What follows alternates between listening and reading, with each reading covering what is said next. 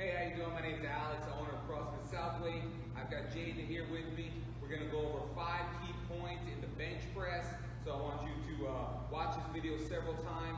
Make sure that you know exactly what it is you're trying to do so we can implement this into our training and get the most bang for the buck with this exercise. Alright, so Jaden's going to demonstrate a couple things here. First thing we're going to do is just lie straight down on the bench. Number 1, we're going to go over foot placement. We want to make sure when the feet are on the floor, we're making solid contact. This is where we're able to drive through the floor with the bench press. We don't want the feet kicking out. We don't want you dancing your feet around during the lift. Once you place them in the ground, you anchor them. You plant them into the ground and you keep them there. And that way you can help drive through the bar. So Jaden has both feet flat on the floor. Next thing I want to do is I want him to inch those feet back as far as he can comfortably. Once he has that position, boom, they're going to be anchored. When we're talking about hand placement, that's going to be number 2. So arms up. What we don't want our hands excessively wide. If the hands are excessively wide, we shorten it, we reduce the range of motion too much, and we don't get enough muscular stimulation. So I don't want them too close, too far apart. They're too close together. When he goes up and down, we create too much of an angle between his bicep and his forearm, which is going to reduce our ability to create power. It becomes a pure tricep exercise. So we're going to find a nice happy medium where Jaden can grab that bar and his elbows and his arms are going to form a 90-degree angle at the bottom of the bench. This way he's able to drive with the most amount of power. All right, let's wrap that up. Next thing we want to focus in is our wrist. We do not want to have a break in the wrist. If the wrist has that break back, all the stress and all that weight is going behind our forearm. So we want to make sure our wrists are nice and stacked as we're grabbing that bar. So Jaden's going to grab that bar with a nice stacked wrist. Okay, you can rest that down. All right, number 3 is going to be arch. Arch in his chest.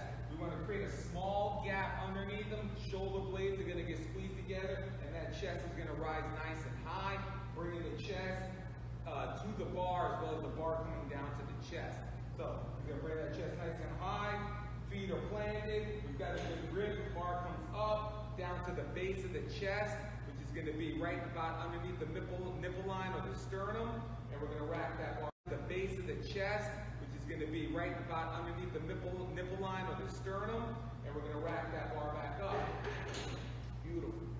All right, 5th, last thing we're going to do is we're going to talk about breathing and bracing. So I like to use a water bottle to kind of explain the proper way to breathe and brace. When we have this air in this bottle, we have a cap on it, the bottle is nice and firm. If we release the air, the bottle can crush easily. It's the same thing when we're lifting. So we want to make sure we get a big breath, fill the rib cage full of air, hold it while we're moving the bar. Once we're done with the rep and we're racking the bar, we're going to breathe out. If you're doing multiple sets, you breathe, take a deep breath in, move the bar down, press it up, breathe out at the top, breathe back in before we move that barbell again. All right, so we're going to demonstrate all 5 points. Feet are planted, grip is right, we don't have that break in that wrist, we're going to have a good high arch. Now we have the bar path coming up, you took a deep breath in, bar comes to the base of the chest, back up, breathe out, breathe in again, we're going to complete another one, down, up, rack it up. All right, so that's 5 quick points. I want you to try to implement this in your bench press program, and we're going to go from there. So good luck to you.